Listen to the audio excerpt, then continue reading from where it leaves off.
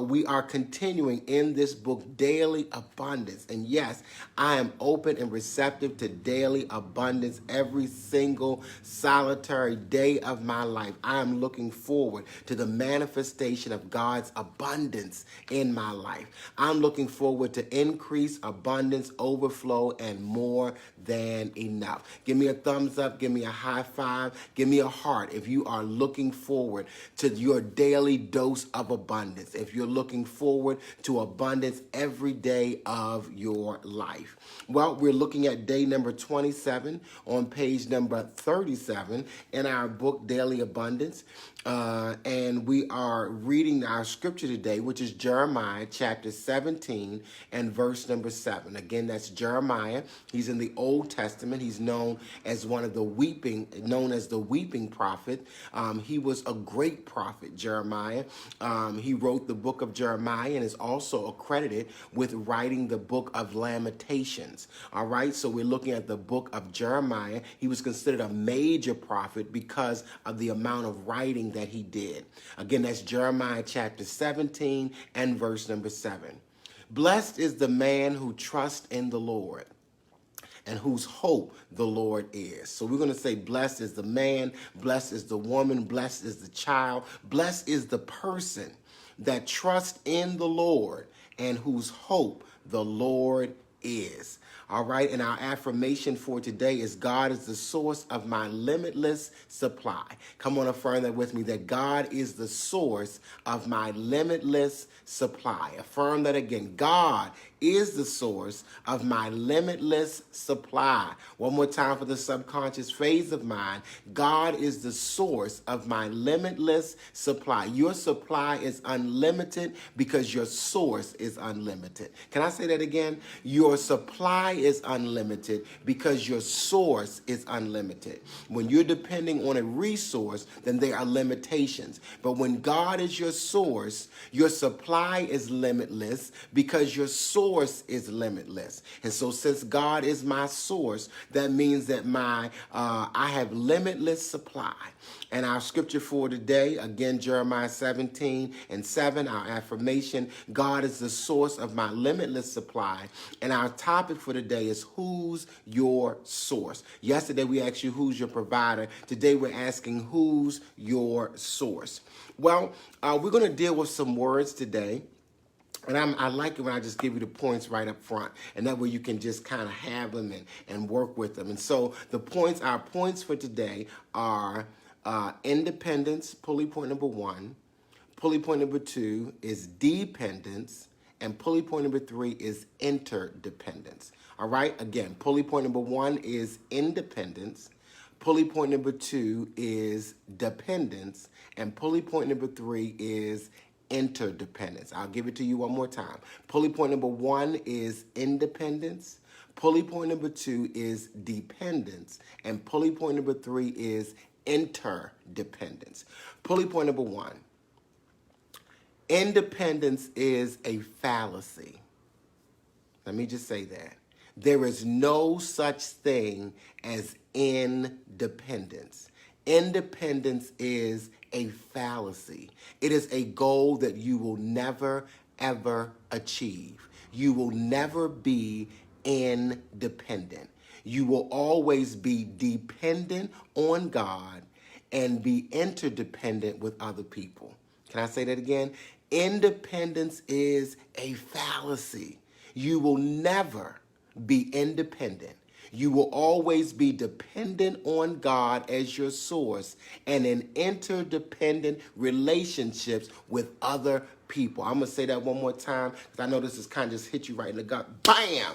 There is no such thing as independence. Independence is a fallacy. It is a figment of your imagination. You will work your whole life and you will never be independent. You will always be dependent on God and interdependent on other people. Many of us have been working all of our lives to get to a place where we are independent, where I don't need nobody. I can stand on my own 2 feet. I can pull myself up by my own bootstraps. I got my own money. I got my own house. I got my own car. I don't need nobody for nothing. And we have worked out of pain, out of hurt, out of disappointment, out of discouragement, out of abuse and neglect, we have operated in this erroneous idea and this limiting belief and this faulty perception of independence. It does not exist. You will never be independent. So let's just pull that up from the subconscious phase of mind. Let's just release and let go of that fallacy, that erroneous idea, that limiting belief that you will ever be independent. You will never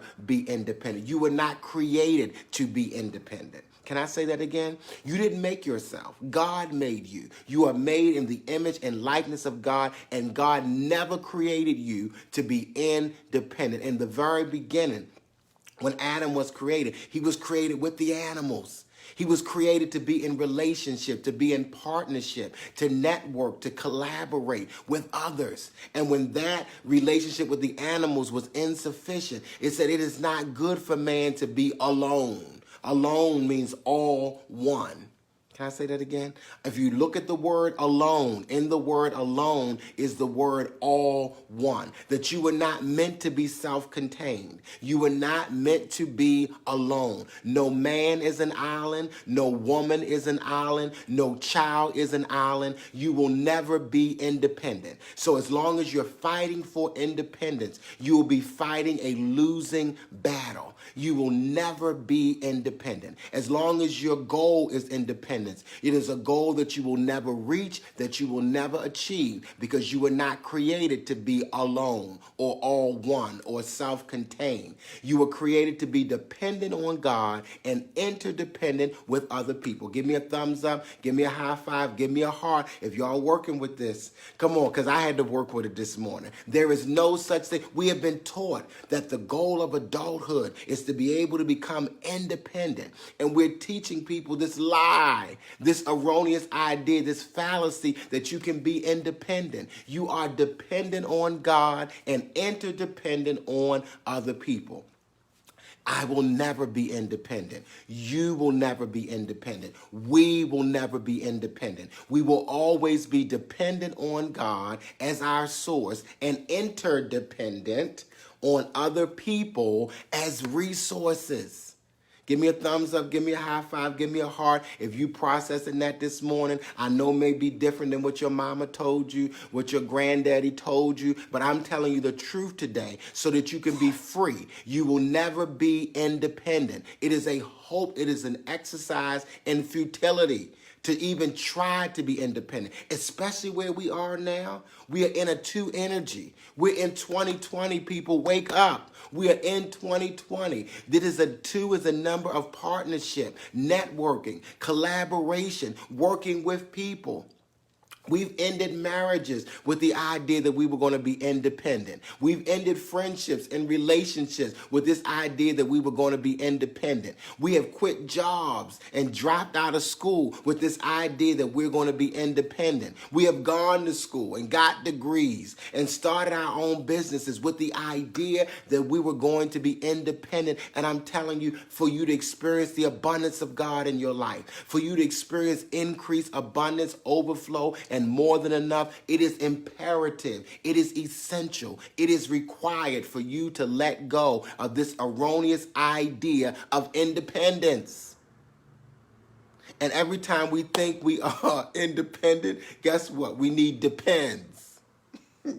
Every time you think you're independent, something happens where you need depends. You need diapers. You find out that you are not independent. And life has a way of keep showing you, and God is keep teaching you through various experiences, through various relationships, that you are not independent. That's your hurt talking. That's your pain talking. That's your ego talking. But you will never be independent. So let's heal the hurt. Let's bring the ego in subjection to the will and the ways of God and let go of this fallacy of independence. You will never be independent. You will always be dependent on God and interdependent on other people. Give me a thumbs up, give me a high five, give me a heart if you're rolling with me this morning. And so it is important that we understand this. It is important that we teach our children, our offspring, wherever you preaching, wherever you teaching, whoever you have influence with. It is important that you teach them this truth. We leave one church and go to another church. We start our own churches with the idea that I'm going to be independent. We break off from denominations. We break off from spiritual leadership and spiritual covering with the idea that I'm going to be independent. I'm not going to need nobody. I'm going to have my own church, my own organization where nobody's going to be able to tell me anything and I'm able to do what I want to do. It's a lie. It's an erroneous idea. It is a fallacy. So let's release it and let it go so we can experience all the good that God has for us. There is no such thing as independent. You weren't even created that way. You weren't even made that way. You were made to be dependent on God as your source and independent on other people as resources. Pulley point number one is independence. You will never, ever, I don't care how much money you get. I don't care how many houses and cars and degrees you obtain. I don't care how many organizations and businesses that you start. You will never be independent. Did y'all get that? Give me a thumbs up. Give me a high five. Give me a heart. Pulley point number two.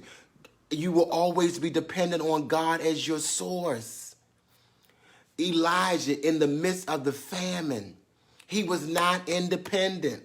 He was dependent on God as his source. He was dependent on God to take care of him in the midst of the famine. And when you let God, that's where your worship comes in. Where you let God know, I'm dependent on you. I'm leaning on you. I need you. I need God. I cannot make it without God. Just as a branch cannot abide without the vine. God, I am the vine. And it says, my Father is the husbandman. You are dependent on God as your source. And when I realize that I'm dependent on God, that I cannot live apart from God, I am one with God. I am dependent on God as my source. God is the source of my supply. God is the source of my limitless supply. And because my source is unlimited, my supply is unlimited. God is your source and you are dependent on God for the air that you breathe. It is in God that we live and move and have our being. It is not your intellect. It is not your education. It is not your money that you are dependent on. You are dependent on God. God created you to need God. I am dependent on God, and Elijah was dependent on God in the midst of that famine as his source. Without God, he would have died in the famine. But because God was his source, God flowed through the resource of the raven. God flowed through the resource of the brook Cherith. But you are dependent on God for your very existence. It is in God that we live and move and have our being. The oxygen that you are breathing in and out, the air that you breathe. God, you are the air that I breathe. You are the song that I sing. You are my peace. You are my love. You are my joy. You are my hope. Can I just take a minute and worship God? You are the song that I sing. You are my dream. My dream is you. My vision is you. My aspiration is you. God, I am completely and totally dependent on you. And when you are dependent on God, you realize that God will never leave you, that God will never forsake you, that God will always be with you. I'm dependent on God. That God is never going to abuse me, that God is never going to hurt me, that God is going to never let me down. So it's okay to depend on God. Y'all remember that song in the old church? I don't know what choir this was. Dr. Vincent might remember. It's used to sing a song that says, I can depend on God through the storm, through the rain, through sickness, and through pain. I can depend on God. Yes, that was a song. It was a choir song. And it was a song they used to sing in testimony service. On him I can depend. That's the only part of the song that I hear. On him I can depend. Y'all church folk, y'all know what song I'm talking about. On him I can depend. It was a part of a song. Help me, Dr. Vince Mondin. And so I am dependent on God. God is my source. I cannot live without God. Just like a fish cannot live outside of the water, I cannot live without God. And there's another song that says, there is no way, yes, that I can live without you. I have tried over and over and over again, but I found out that there is no other way that I can live without you. And so I am dependent on God, totally, completely, and absolutely dependent on God. Yes, Reverend Charles Nick. Thank you, Bishop Hector. All right, so pulley point number 1. There is no such thing as independence. It is a fallacy. You will never be independent. Pulley point number 2, you are dependent on God as your source. And if you don't know it, you are living unconsciously. Wake up to the truth today that I am dependent on God as my source. And pulley point number 3 is I am interdependent. Notice I didn't say I'm dependent on people. I am interdependent. Notice I didn't say codependent on people, but I am interdependent on other people as resources. Did y'all catch that? There's a difference between codependence, dependence, and interdependence. Interdependence, let me tell you what interdependence is. Interdependence is a state of consciousness where I know that I am good with me and God. Somebody said that me and God is the majority, that I'm okay with God and me. Let me put God first. I'm okay with God and me. That God and me are enough. I am good with God and me. Interdependence says, and I am better with God, me, and you. Did y'all catch that?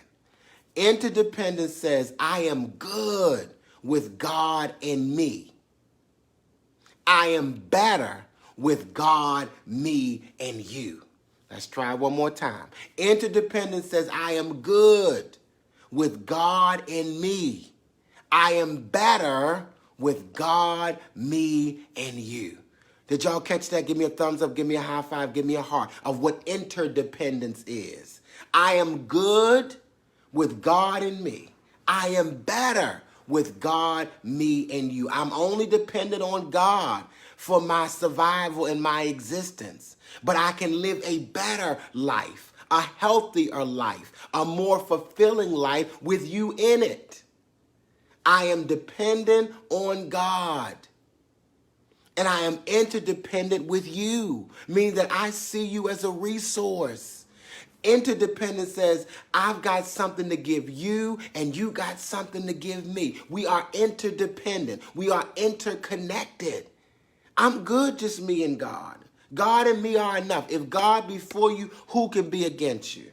I know they say more than the whole world against you, but the scripture asks it as a rhetorical question. If God be for us, who can be against us? Because God and me are enough. And that's good. But in order to live my best life, in order to be my best self, it is God, me, and you. And let me tell you something. I desire to live my best life and to be my best self. And to be my best self and live my best life, I need you. Interdependence. Codependence. Let's get this. Dependence is like a child where you are dependent on someone else for your survival. You are dependent on someone else to meet your needs, that you cannot live without this person because you are dependent on them. That is like a child that's dependent on their parents. When I was a child, I spake as a child, I understood as a child, I thought as a child, but when I became an adult, I put away childish things. It is childish for you to be dependent on another human being for your existence, for your survival. I'm not dependent on any other human being. I'm only dependent on God. Did you get that? All right. And so therefore, when I understand that, because some people are dependent on other people, which is a place of immaturity, and some people are codependent, which means I need you to need me. I get something out of you needing me. I get something out of you being beholden to me. I get something out of you being dependent. It gives me a thrill. And that's how we have these codependent relationships. Yes, because you need me for your survival, and I need you to need me.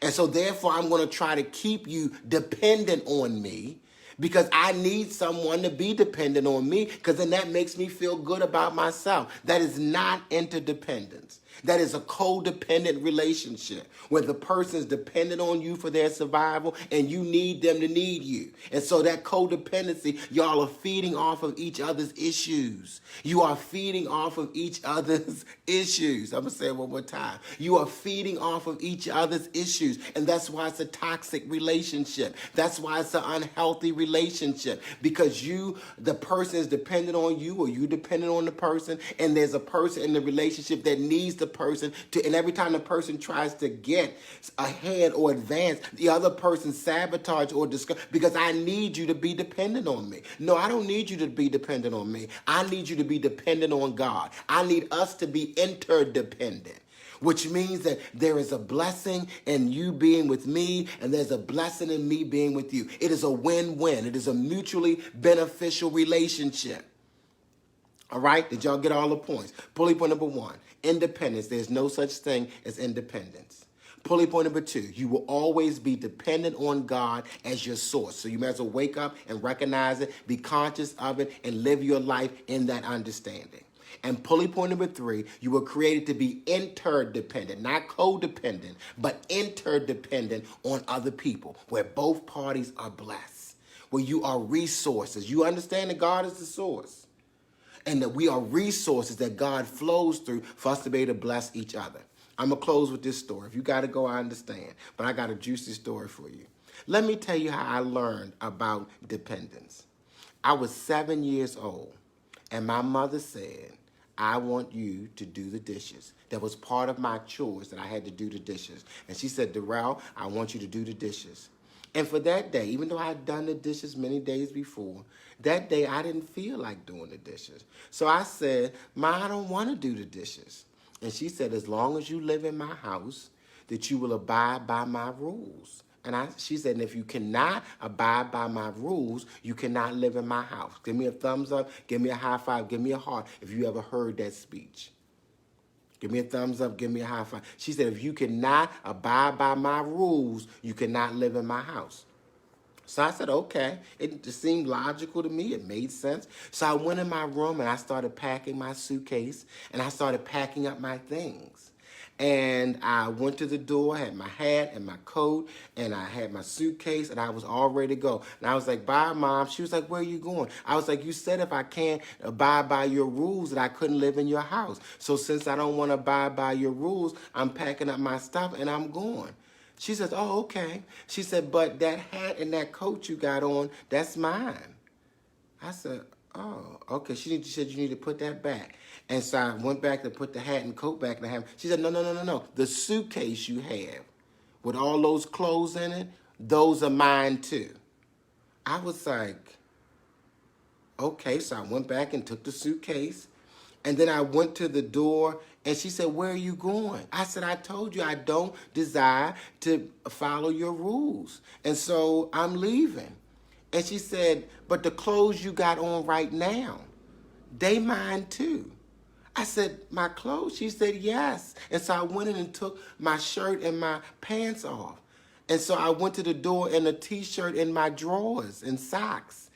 And she said, no. The underwear are mine too. The undershirt, the socks, all that's mine. I said, so you want me to go out there naked? She said, I don't desire for you to go at all. What I desire for you to do is go in there and wash them dishes. She said, but if you're not going to wash the dishes, you leave here the way that you came, without anything, because everything that you have belongs to me.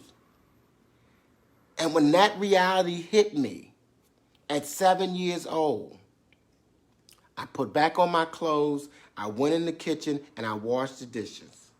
But I made up in my mind a fallacy of independence that day. I said, I'm going to grow up, and I'm going to be successful, and I'm not going to need nobody. Nobody's going to be able to tell me what to do. Nobody's going to be able to stop me when I desire to leave. Nobody is going to be able. And so I made up that fallacy. I made an agreement in my mind as a 7-year-old that I'm going to be independent. And I lived in that fallacy. fallacy and that erroneous idea and that limiting belief for years, trying to get to be independent. That was a 7-year-old mentality, responding out of rebellion to his mama. I had to learn that, Pulley, you're never going to get to a place where you are independent. You will always be dependent on God as your source. And you will always be interdependent, needing in relationship with other people as resources. God flows through other people as resources. And so I'm telling you today, you grown. Let go of this fallacy of independence. Realize that you are dependent on God and you are interdependent on other people. I'm good with me and God, but I'm better with you. I need you and you need me. Not for our survival, but because we are the resources that God flows through. Did you catch that?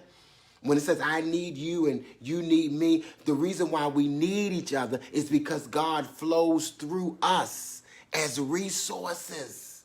That's why I need you, because God flows through you. That's why you need me, because God flows through me as a resource. But I will never be codependent. I will never be codependent. I need to be The codependence is unhealthy. But interdependence is a God-ordained, healthy place to be in relationship with every person that you are in relationship with.